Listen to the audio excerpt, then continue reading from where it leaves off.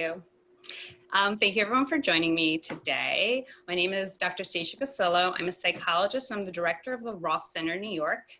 Those of you in the DC, Virginia area may be more familiar with the Ross Center DC. It's been open for about 30 years. We also have the Ross Center Virginia office. All three offices follow the same model. We're a group of psychiatrists and psychologists who provide collaborative care to people suffering from anxiety and other mood-related disorders. Not surprisingly, the last several months, the majority of our work has been on helping people just cope and manage through this pandemic. The last several weeks, I'm seeing a real increase in spike in stress levels with people I work with due to discussions about reopening, whether it's going back to work, planning for school, or just thinking about how they're gonna start to socialize. So that's why I'm giving this talk today. The new normal is stressing me out, building resilience. And the goal of this today is I just want to provide very concrete information and skills to help you cope as you are transitioning and navigating back into the real world, this new normal. Stress. We're all under it. We all have been under it for several months. More than likely, we're all going to continue to be under it for at least the near future. Some of you, of course, you're like, of course I'm under stress, but there's some people who I work with who maybe don't totally realize that. They say I'm not an essential worker, I haven't gotten sick from COVID, no one I know has gotten sick, I haven't lost my job, and while those are all stressors, there's still this chronic stress that we're all under because our entire worlds have been turned upside down. All the normal resources we have to do what we're still doing are limited. Many of us are no longer have outlets to help us cope. So this is impacting us psychologically, physically, and cognitively. So psychologically, you may notice that you're more tense, irritable, maybe more weepy, sleeping more, maybe just feeling numb. Physically, increase in headaches, stomach aches, just general muscle tension and pain, and sleep issues, which is huge, and I'm going to talk a little bit about today. And cognitively, maybe you're not as sharp as you used to be. You're feeling a little foggy. Short-term memory is being impacted. Tasks that used to take you 15 minutes now take you a couple of hours. It's all a product of chronic stress. Therefore, it is super important that we're all taking steps to manage our stress. Because like I said, more than likely as we're transitioning, there's still going to be a lot of stress in our lives. Many of you might be familiar with this wonderful graphic that appeared all over social media. When the pandemic first broke out, many of the people I were working with were in this fear zone. They were feeling extremely vulnerable, scared. They couldn't regulate their emotions. They couldn't process information. They were hoarding, food supplies, information. And my goal during those first several weeks was really to get everyone to more of this learning zone here, where they kind of understood their emotions a little bit better, were able to process information and make better decisions, weren't just being so reactive. And one of the ways that I did that is I kind of gave everyone guidelines for what I expected them to be trying to do every day. It seems like a lot, but actually everything here, some could take a minute, some could take an hour, depending on what you wanted to commit to it. So we're all engaging in daily structure and routine. We're getting up at the same time, we're going to bed at the same time, we're having meals at the same time, super important for sleep, and also just to help to create a sense of normalization.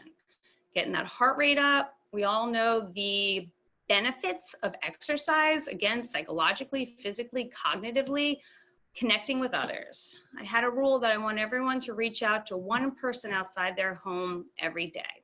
Not only is that good for you, because it helps us to not feel so disconnected and alone, but if you kind of look underneath it at my other icon, the care for someone else or something else, it also ensured that maybe we were reaching out to people who were in a worse position than we were. Maybe they were more impacted, maybe they were alone. It's a good way of thinking outside yourself.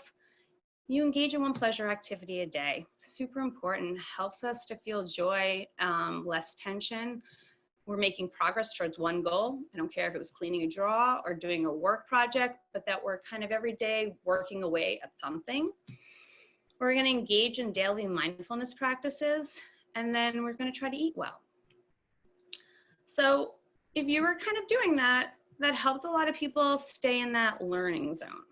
Now, as I said, as stress is increasing again for a lot of people, my goal is that I don't want everyone to go back to that fear zone, but I want us to stay in the learning zone, maybe even work towards this growth zone, which is really when we understand our thoughts, feelings, and emotions and how they all kind of interact together, that we start thinking a little bit outside of ourselves, how we can help others. We're presently focused. We feel stronger in our abilities to make decisions and adapt to obstacles. And really, when we're talking about growth zone, we're talking about resilience. So what is resilience? It's the ability to overcome and recover from adversity. A person who's resilient can bounce back, that's the phrase you always hear, from a hardship and is able to move forward and flourish. Now, I really want to emphasize that while there are biological, genetic, early environmental factors, life factors, societal factors, that all are going to impact how resilient a person is, there are absolutely things that we can do to boost our own resilience. When I'm talking about resiliency, what am I talking about? Someone who is resilient is cognitively flexible and adaptable. So what do I mean when I say that phrase? That means when you get thrown a curveball, that you don't just feel totally thrown off, that you are able to almost step back and assess the situation and figure out what steps do I have to take. That doesn't mean you don't feel stressed. It just means that you don't kind of get caught up in that emotion or that thought and spiral with it. You're using problem solving and planning skills. You have an internal sense of control. And this is important because actually this is a lot of what I'm hoping to provide everyone who's watching today, is for you to start recognizing kind of things that are in your control. With that being said, acceptance of what isn't in our control. They're self-confident. Kind of why wouldn't you be if you had all these other wonderful skills? You're optimistic. We're not Pollyannas, but we're hopeful and we feel effective. Self-compassion, we're not judging ourselves for having negative thoughts and feelings. We understand it's part of being human, and just a greater awareness of how our thoughts, emotions, and behaviors all interact. So how do we get there, right? Because it sounds great. Well, today I'm going to talk about 5 areas in particular that I think you could start working on. I'm going to provide you some information and some guidance to help build. And that includes social support, physical and psychological well-being, finding purpose, and healthy and active coping. So we'll jump right in with social support. Can't emphasize enough how important social support is just for our overall mental health well-being. There's kind of 2 types of social support. There's emotional support. That's when we talk about people who like genuinely care and love for you. They provide support, acceptance, encouragement. And then there's more instrumental support. That's like the practical, tangible support. Both are very important. And during this time, I'm pretty sure you all can think about situations where it was really important. Emotional support, we call those people when we're feeling overwhelmed, scared. They help us to feel better. They validate us. They normalize. They tell us things are going to be okay and maybe give us guidance on how to make things okay. Instrumental support, if you were someone during the last several months who couldn't leave your house and get groceries, did you have someone who could do that for you? So again, both very important. I do want to just say that in the literature, emotional support is actually slightly more important when we talk about resilience and your ability to cope. So how do we enhance it or how do we get it? So during the last several months, a lot of people I know making an effort to connect to people. Maybe people they haven't really talked to for a very long time, doing it more regularly, a lot of Zoom calls. We're not going to stop that now just because we're about to maybe go back to work.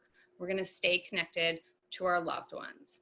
If you are listening to this and you're thinking, I really actually don't have social support or it's something I need to be working on, ways to do it, we're going to volunteer. You're going to join a group. It could be a community organization. It could be a religious group. It could be a lifestyle group, like a new moms group. You know, that seems hard right now because especially if you're in an area where there's still a lot of social distancing going on. But I want you to remember this is like an ongoing goal, like a lifetime goal. So a lot of these organizations are doing online Zoom meetings. Start there. Physical well-being. Okay. If you've ever watched any morning show segment on how to cope with stress, if you've read any blog, they always talk about these three things because they are super important, and we all kind of know it, yet we don't always prioritize them. And I'll also say, especially right now, what I'm seeing is that when one isn't going well, kind of all three tend not to go well, specifically sleep. So what do I mean by that? People are very stressed, they're not sleeping well. So you have a bad night's sleep, you wake up the next day, you're having a lot of caffeine, kind of make poor food choices, maybe more carbs and sugar because you want like that instant boost, but then you get the crash. You're tired, so then you're not exercising, which then you feel a little guilty about, and then a lot of people then are drinking more because you're stressed and you're tired, and then guess what? You're not having another good night's sleep. So I want to talk about sleep because I think it's super important. Most of you maybe have seen this before, know this, yet maybe you aren't implementing it. So I just want to really emphasize. Again, daily routine, especially now, super important, especially for your body's internal clock. So we're going to bed at the same time, we're getting up at the same time, trying to have meals around the same time. We're creating really strong boundaries.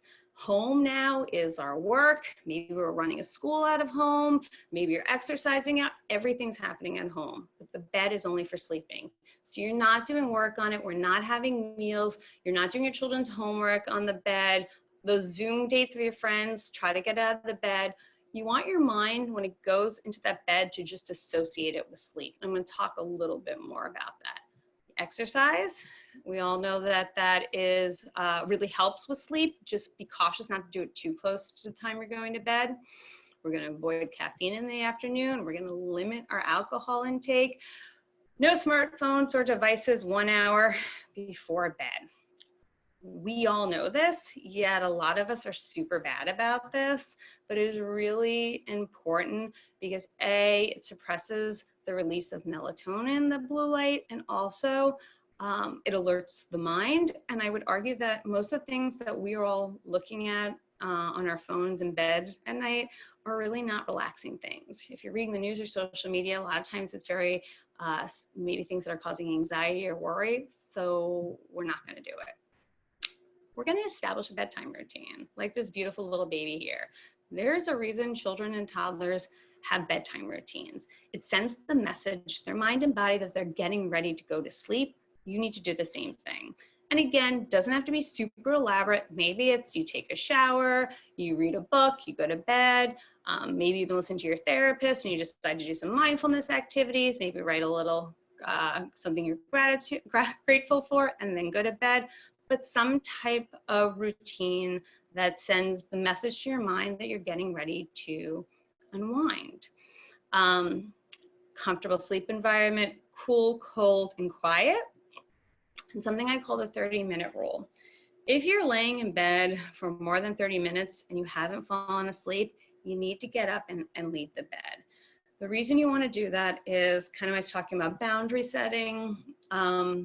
You want the bed to be associated with calm and sleep. If you're laying in bed, tossing and turning and worried about falling asleep, then you start to associate the bed with worry. So if you haven't been sleeping, you get out, you go into the other room. For people who I work with who really struggle with sleep, we have them like set up a pillow and blanket, maybe in the couch in the den, and they try to sleep there, or they go and they read a book or a newspaper article, or they maybe people will knit or sew, something that's not stimulating. We're not going to go check our work email. We're not going to go on social media. But again, we just want to go maybe kind of think of it as an extension to the bedtime routine and then try again. Psychological well-being. Okay, I'm going to talk about concrete things that I'd like you to be doing, but also just a kind of mindset that I want you to be thinking about on a daily basis. We're going to engage in mindfulness activities, so we're presently focused. I'm not going to spend a ton of time today on mindfulness just because the Flourish website has tons of wonderful resources. But again, if we're in the present, we're not obsessing about the future or ruminating about the past. We're able to kind of step back and be observers and just take notes of what's going on without judgment. So again, we're not latching onto that worried thought or that anxious feeling. We're going to engage in daily gratitude, which is also very important because it helps us to focus on the positive. We are going to promote humor, and we are also, and embrace it too. And we're going to engage in optimism because it's going to help us to feel hopeful and effective. So what do I mean by this? Like I said, I'm going to skip over mindfulness and I'm going to jump to gratitude. Right now, kind of more than ever, we're so focused on all the negative that's going on in the world, understandably.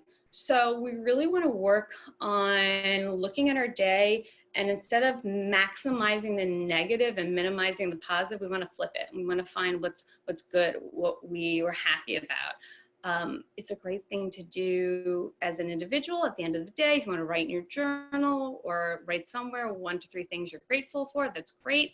But anyone who works with me who has children, I actually encourage them, or just a partner, to do it at the dinner table or at bedtime. And my only 2 guidelines for it is that you can't do the same thing every day. Like, you can't just say, I'm grateful for my husband. And you may be. I'm not saying anything against your husband, but I want a little more context. So I'm really grateful that my husband cooked my favorite meal. It really showed that he loved me. Or I'm really grateful I got to take that long hot shower by myself. It felt really relaxing. And anyone who has small children knows that that's like a luxury. We're also going to just look for opportunities throughout the day. Do you thank the delivery people every time they're bringing you a package? They're out there, and a lot of us, didn't have to go food shopping because we had people who would bring us food. Thank them for what they're doing. Something in New York, I don't know if other cities are doing this, at 7 p.m., we all clap for the healthcare workers. Again, a great thing to do as a family. Or just send a thank you text to someone, or even you can call them and just thank someone who did something really great for you, or that you just want to tell them how much you appreciate them. It's a really kind and simple task that makes you feel good and also brings other people joy. Humor. Most people don't come to therapy to learn how to be more humorous, but humor is actually really important in one's ability to cope and just in general mental well-being. Kind of like when we're talking about mindfulness, if you're able to find humor in a situation, that means you're not latched on to that fear or that thought and spiraling with it or being overwhelmed. You're actually able to kind of step back a little, look at the situation and figure out kind of, what are we going to do now? Like, that was a curveball I wasn't expecting. I need to regroup. So how do we kind of promote humor in our lives and embrace it? Again, going back to that social support, do you surround yourself with people like that? Kind of concrete things is, do you and your family or you watch a TV show or movie? And I mean actively watch, not like it's in the background, we're all on our phones. Something that's funny and light, or read a book, or share cartoons and memes with your friends and family. When we're laughing, we also are less tense and we feel good. I got this cartoon here on the right, which I love, from a friend who happens to be in Pittsburgh, who is a little ahead of New York. And she got an email that she was going back to work in a week, and they were trying to figure out kind of what the safety plan was. And she felt this cartoon really represented how she was feeling. She was able to find some humor in the situation. And I will say that so far, her adjustment has actually been pretty good. Optimism. I love this quote. Pessimism is an investment in nothing. Optimism is an investment in hope. So that first screen I showed you, where I had mindfulness, gratitude, and humor, and optimism, I could have done it several ways. I could have also done it where, if you're engaging in mindfulness, if you're engaging in gratitude and humor, you are going to be more optimistic. When I'm saying optimistic, I am saying we just feel more hopeful and effective. That we don't just feel like horrible things are just going to happen to us all the time and there's nothing we can do about it. We should be surrounding ourselves with people who promote optimism. I would also encourage you to limit your social media and news intake. We want to be informed. We don't want to be saturated. And we're going to engage in daily pleasure activities that bring us joy and happiness. Purpose. I am not going to spend a ton of time on purpose, and it's not because it's not important. It's actually quite important. And research has shown that people who feel like they have more purpose in life cope better, have better physical health. I recently read a study that they linked it to longevity.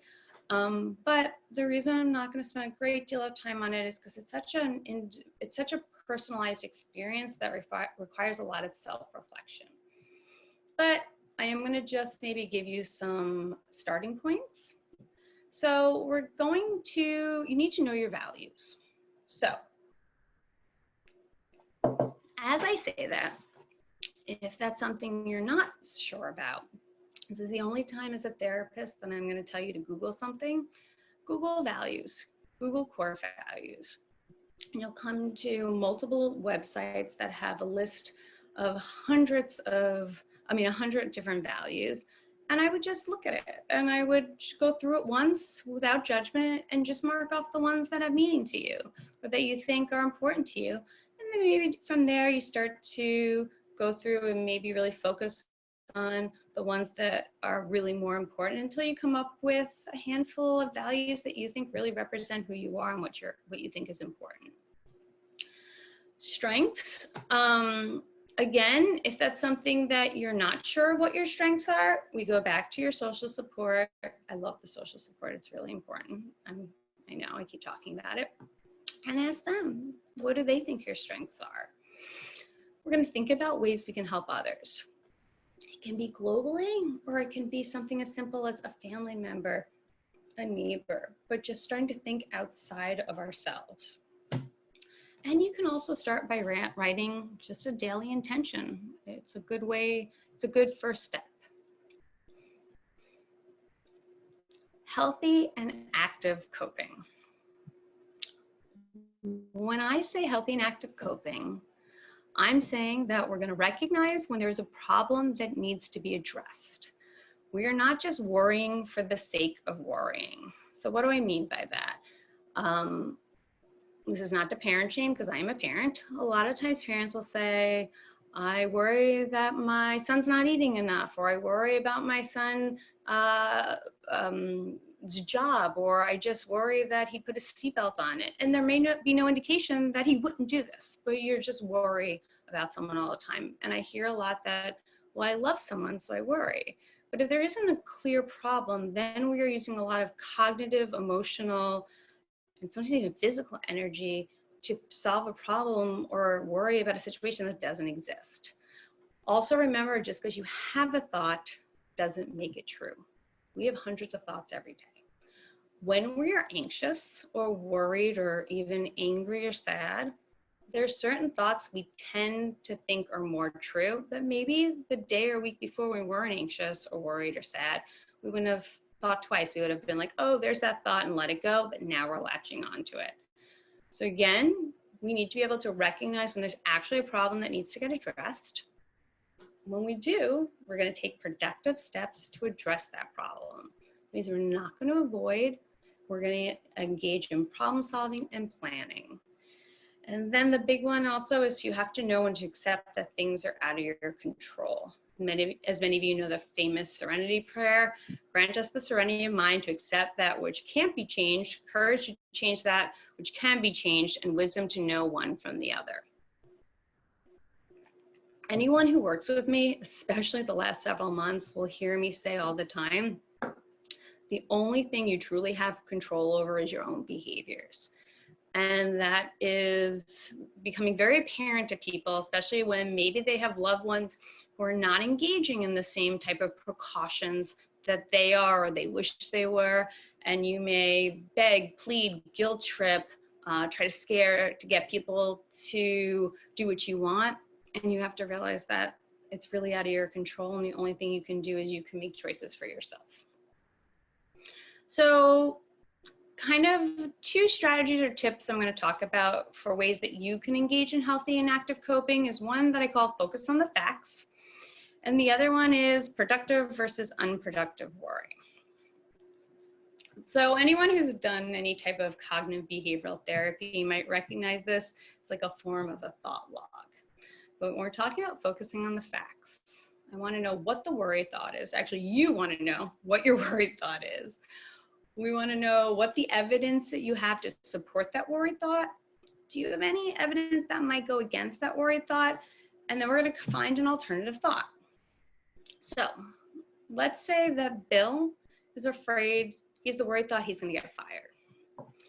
And we say to Bill, like, what is the evidence that you have that you're going to get fired? And Bill may say, well, just look what's going on in the world right now. The economy seems really uncertain.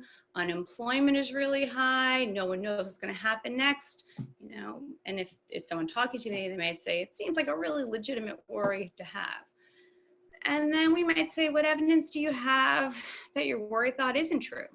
Now, this is a little hard, and this takes practice. And if it's something that you feel like you can't do on your own, I'm going to go back to the social support. You ask someone to maybe try to tease this one out with you. So maybe Bill says, you know, I have meetings every other week with my supervisor. She's been saying that so far through this pandemic, the company's been relatively stable. They haven't had to lay anyone or furlough anyone, lay anyone off or furlough anyone. They're thinking that they're going to remain pretty stable. And if anything changes, she will communicate that with me.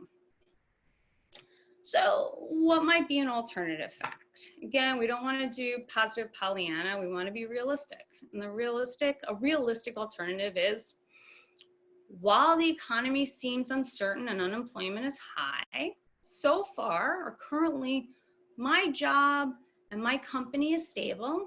And if anything changes, my supervisor will communicate that to me. So for some people, that may be enough to feel like, you know, the anxiety worry that's here, we can bring it down to a here. Some people may want to also then do some productive versus unproductive worry. Now I'm talking about these two as if they always have to be used together, but they don't. Just for sake of time, I'm doing it. You could choose to just do one or the other or both together. So productive versus unproductive worry is something that Robert Leahy, he's a psychologist, does a lot of work on worry and anxiety. He's wonderful, talks about, and I love this, and I use this all the time in my sessions.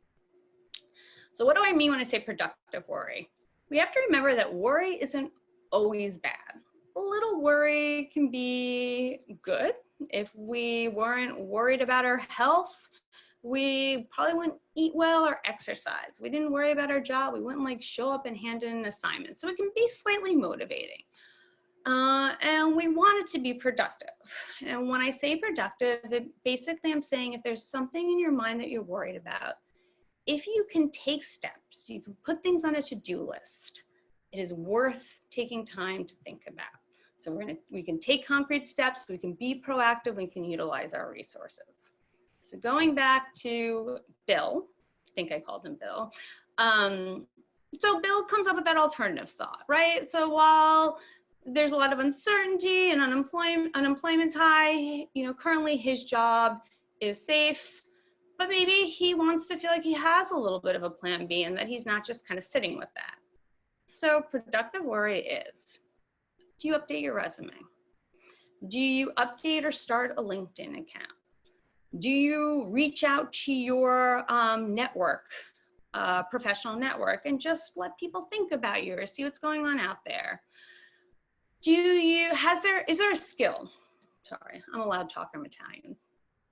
Is there a loud skill that you have always wanted to build? And maybe now is the time to take a class or a course so that you feel better at your job or more marketable in the future. That is productive worry. There are actual concrete steps that we can start taking now to maybe address that worry a little bit. Unproductive worry is when we're searching for an answer that doesn't exist. So Bill's like, what if I do all this, I still get fired, and I never get a job? And he's obsessing over the fact about what if he never gets a job? That's a question we don't know the answer to. And so that's when we are, again, just worrying for the sake of worrying. It's taking up a lot of our cognitive, emotional, and I go back to physical, sometimes it's physical energy too, to solve a problem where there's no answer.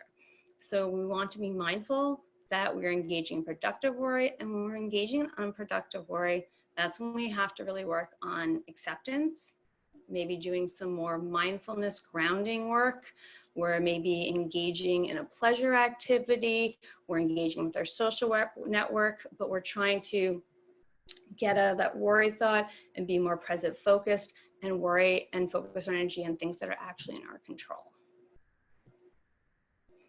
So what is the takeaway from today?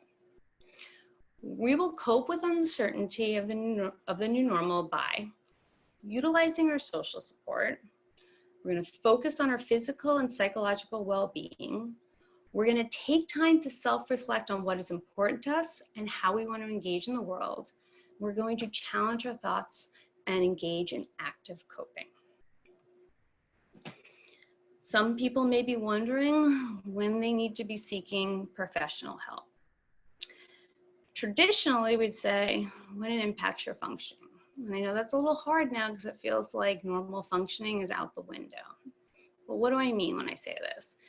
If you can't sleep, if you can't eat, if you have responsibilities, maybe work or childcare or caregiving, and you just can't do them, if the negative feelings and emotions are with you all the time and you can't break the cycle, you should be talking to someone.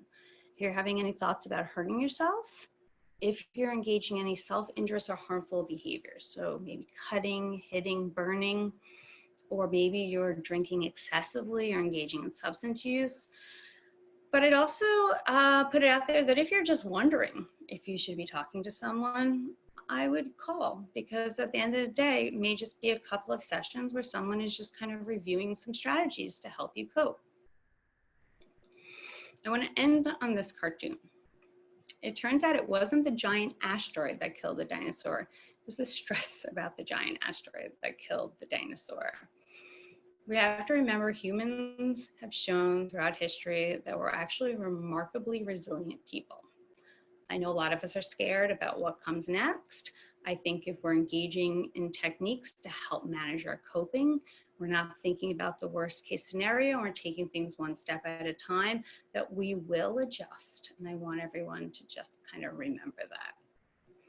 So at this time, I would love to take any questions that anyone may have. So first, I just wanted to say thank you so much, because that really was fantastic. I had just a few things I wanted to throw out there. I'm going to throw the first question out, but while I'm throwing the question out, Caitlin and I are encouraging you to put your questions in the chat so that we can read them out loud. Great. My question is, it's really related to kids, and it's related to how do you kind of balance, and quite frankly, I don't think I'm doing the greatest job in terms of balancing explaining that this is the new normal, and now they're out of school, which is making it even, even less of a structured type of day. Yep. And we still have to work. So we have requirements from work. I mean, I'm sure if you guys could have seen, I turned my video off multiple times to be having private conversations with the dog and my daughter. How do you explain to children, but then also kind of manage it yourself? Because I don't think I'm managing so well. Sometimes I'm fine, and then sometimes I'm like, ah! when I'm responding. You and I talked a little bit about something like this before, and I'm just going to put it out there is, the first thing I would say is we got to normalize this. You're not the only one going through this. We are all going through this. We're not going to judge ourselves because we're struggling and we're having bad days or bad emotions. And what I say to people all the time is, if you are like maybe feeling like you're irritable and lashing out, or just feeling like maybe you are more on edge with your children, the first thing you do is you acknowledge what happened. Like, you may say to your children, I'm sorry. I'm really feeling really tense. This is stressful. So apologize, acknowledge you're human, you're making like, we're gonna make mistakes. There's no right way to deal with a pandemic. There's not a guideline.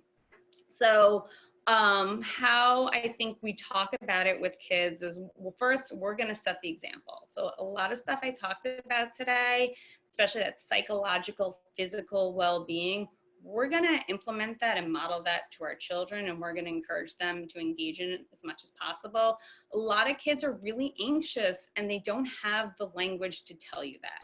They're confused. They don't really understand what's going on. So I think it's important to be communicating with your children. And you may even say, I'm feeling a little uncertain, or this is really a little new, or maybe even a little scary. But I do think it's really important that you are cautious with your children, not to unload all your fears onto them. You can acknowledge what's going on, and you just kind of do we're gathering information right now. Everything is slowly unfolding. We're going to know more as we go along. So we're going to kind of take things one day at a time. And what can we do today or the next couple of days to just have a little structure in the house that makes sure that we're all engaging in some type of activities, kind of going back to that daily management tips that I gave to everyone. And I would make sure that you're encouraging your kids to maybe tell you how they're feeling. I think that's also really helpful. I'm going to go back to the thing that I think we're all really stressed. I think we're all doing this in a way that feels a little chaotic, and we kind of have to accept that it's okay. And I think as long as we apologize, and people might be like, I don't apologize to my kid, but I do think sometimes if you're like lashing out, you need to kind of explain what's going on. Absolutely. Because otherwise they're going to think that's normal. Yeah. Yeah. Yeah. And we explain what's going on. Mm-hmm. I see, Caitlin, we had a couple questions if you want to jump in. We sure do. So we have one that was sent in ahead of the presentation. So I just want to make sure this one gets addressed. How do you reconcile feeling anxious about the future and stressed about the past at the same time? I cringe a little when people say that they wish that things were how they were before, but I'm also not anxious for the future of what is to come or this new normal. How do you reconcile wanting neither option? So that's, I know it sounds a little bit like a broken record, but I'm going to go back to it. It's actually a really normal feeling. A lot of people are having very mixed feelings. I think there's some comfort in the past because you kind of know what it is, but there are a lot of people, and I'm not sure kind of what this person's concerns about the past were, but there are a lot of people who maybe are looking back and feel there was no quality of life, no balance in life, like self-isolation. Other people are looking back and maybe thinking of more like societal, cultural issues that they don't particularly care for and they're not looking to go back to. So again, this is very normal. I hope this person is actually talking about it with other people so that there are other people who can kind of validate this feeling. We're not going to judge ourselves for having it. It's a really normal human response to have. We're going to try to be mindful. We're going to try to be present. We're not going to spiral into the future. We're just going to kind of live a little bit now, figure out what the next steps are. And I will say that while there's nothing we can do to change the past, we do have a little bit more control over the future. And what do I mean by that? Kind of like what I talked about today, being productive worry, internal sense of control. If there are things in the past that you didn't like, again, whether it's personal or you're looking at how maybe society works, maybe now is a time to start thinking about what are the things that are in your control that you want to change so that the future feels less anxiety provoking. Awesome. Let me see here. We have another one. I tend to stay motivated and inspired when I read books. Would you recommend any motivating reads? And she thanked you for your presentation. Thank you so much. Any motivating reads? Okay, so it's actually a good one, and I'm blanking on the name right now, just because again, I'm gonna blame chronic stress and my cognitive functioning. There is a great book about purpose by a psychiatrist, Viktor Frankl, I believe it is. If you'll email me, I'd love to send it to you. Basically, he is a psychiatrist who was in a concentration camp during the war and really wrote a lot about the impact purpose can have on your life and motive and how it builds resilience. And I think it's a really great book. So we can also put that up on the website next to your presentation. Oh, perfect. I'll do that. And Yeah. I wonder if someone right now in the chat knows I'm talking about, and they're like, this is the book. It's a pretty famous book, but I actually think it's just a really good book for right now. I'm trying to think if there's anything else. Man's Search for Meaning. Thank you, you, Kelly. There you know. There we go. There we go. We have another question here. What are the key tenets of the new normal to watch out for as those most likely to impact on our well-being? I think that that's a really good one. I would just be really cautious about kind of what that last kind of slide I had, if I can go back. We're not going to make assumptions. We're not going to assume the worst case scenario. I think it's really important that I use the expression all the time of just like focusing on that. We're going to gather information. We're going to gather information from reliable sources. We're going to make informed decisions. We're going to understand that there's going to be some level of risk in almost everything we're going to be doing, but we have to make sure it's a risk level we're comfortable with. So being informed, focusing on good information. I think being mindful that we're not going to just spiral into the worst case scenario, catastrophizing. There's probably going to be a lot of comparison, like I wish I could do this, I wish I could have done that, and just to kind of think of being a little creative. I talked about that cognitive, being like cognitively more like flexible and adaptable. So things aren't the same as they were. Like, what can I do now to make this feel good? Think outside, be a little creative outside the box. This is not by any means like the same thing, but I will just put out there, when we were first in self-isolating, couldn't go out. I live in the city, I'm in an apartment. We were really inside a lot. We used to start at the end of the day, me and my daughter, with having like dance parties. She loved it. I loved it. It was a really great thing we did. We wanted to go to the playground, but we couldn't. We bonded. We listened to music. We got our heart rates up. It's good exercise. But it was a good like kind of thing we added to our family. Now we do it all the time. I saw that Donna had asked a question about some bullet points from your presentation. Just for everybody, we are going to put the presentation up as well as this video. So you'll be able to grab it and look at it and reference it anytime that you want. I wanted to also make mention, I know that you mentioned the Flourish website during the presentation, but there we have talked about this a lot. There's incredible content on there. We've resourced it for you. We've done all the hard work in terms of trying to find, experts in industry in all these different areas, including yourself. And so we put it there in one place for people so that they can not have to search on their own. It's not an exhaustive, list of content, but it does change regularly, and we try and update it with new information. And I know we'll be working together on trying to fulfill some of that content too. And then, Caitlin, do we have more questions? We sure do. So I have one here in the Q&A. How do we feel stressed when we're told to return back to work, though our state hasn't officially returned us all to work? Can you start the beginning? You cut out, I'm sorry. How do we? Oh, no worries. How do we feel less stressed when we're told to return to work when our state hasn't officially returned us all to work? So that is a really hard one. And the kind of initial guidance I would give is that I don't know what industry you work, what kind of relationship you have with your supervisors or boss.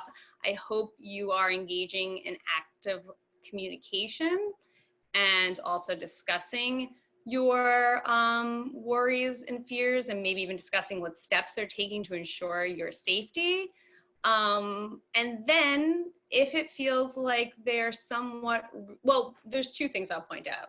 I don't know if someone's just talking about it and the idea of just talking about it is making you really anxious, but it sounds like actually they're moving forward to doing this. So communicate, make sure you understand what the process is and how obviously you're going to be kept safe. And then at that point, it's really going to be, we talked about there's going to potentially some level of risk that we're all going to have to take.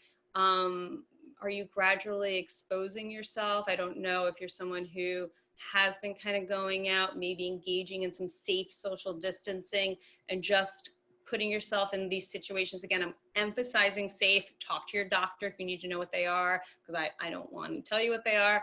But are we gradually exposing ourselves to them so they don't feel so overwhelming? I don't know about you, but I also feel like the more informed you are, the less anxiety you have over something. Yeah. And we're not experts with respect to how the virus is spread.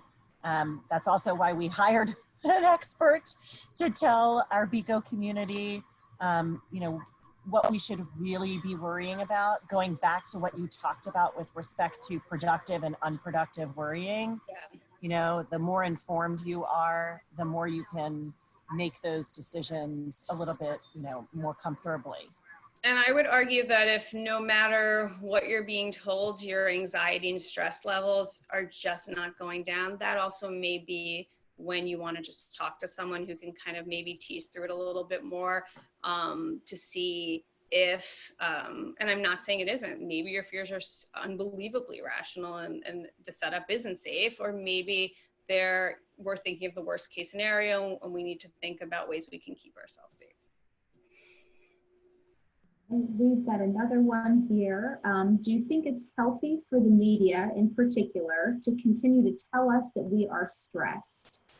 It's like going into work feeling upbeat and people say you look tired, then all of a sudden now you feel tired when you didn't feel that way initially. It's a really good point. I think that they're probably doing what I'm doing, is that we're hearing it. It's so prevalent. I don't think it's a bad thing, because I think we all are feeling it on some levels. It's just now, are you following the guide? Let me reframe that. Sure, tell me I'm stressed. Tell me what to do. That's it. So as long as the media and places are commenting on stress levels, because the truth of the matter is there has been tons of surveys that have been done recently. Anxiety levels amongst Americans is one of the highest it's been in decades, understandably, especially for women. So I do think that we need to, if they're making recommendations like I am here, just reinforcing them. But I also said at some point, I do think we should be limiting our social media and news intake. You want to be informed.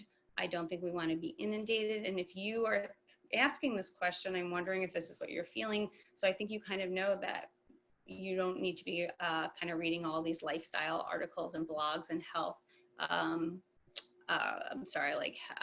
health articles and like the Washington Post, New York Times about it. It's not really helping you at all. In fact, it's probably saturating you.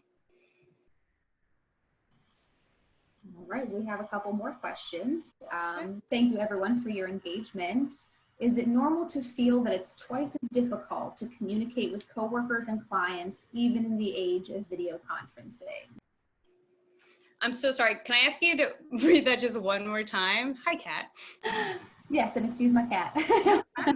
Is it normal to feel that it's twice as difficult to communicate with coworkers and clients, even in the age of video conferencing?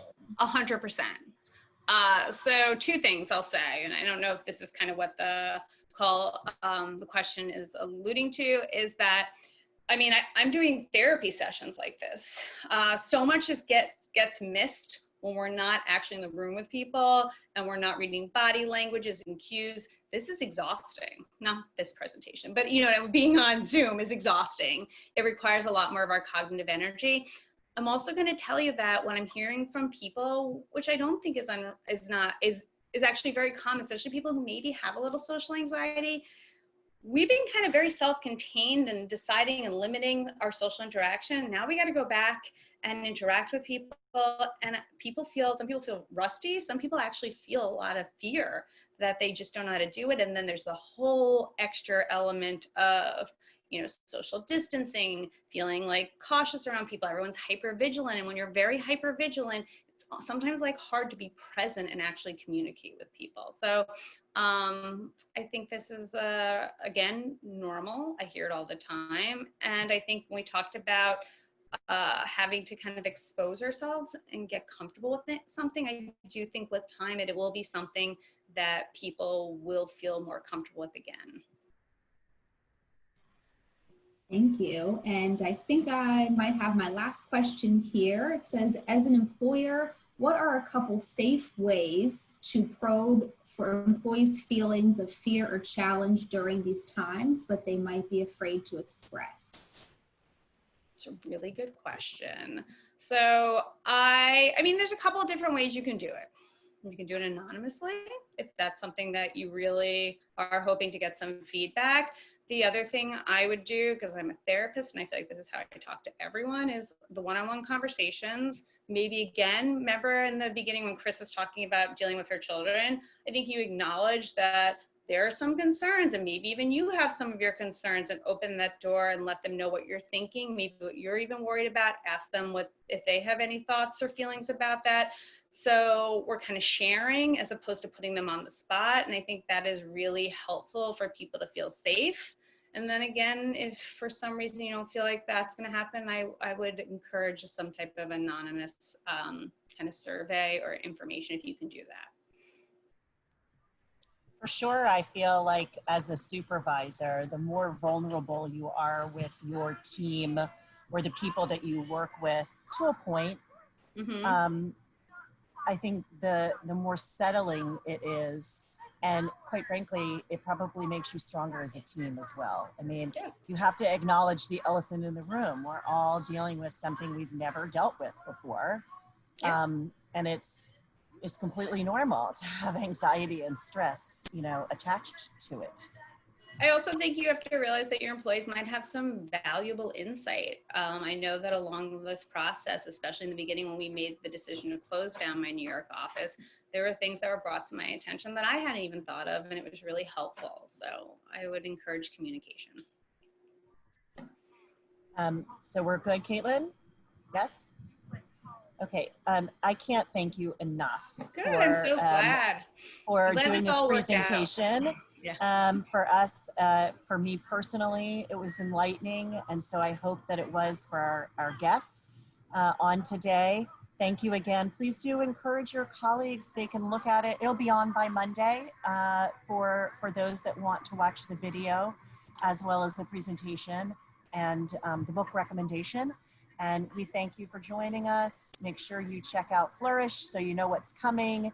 And we hope everyone has a wonderful weekend. And thank you again so much for being here with us today. Great. Thank you so much. It was so great to talk to everyone today. Thank you.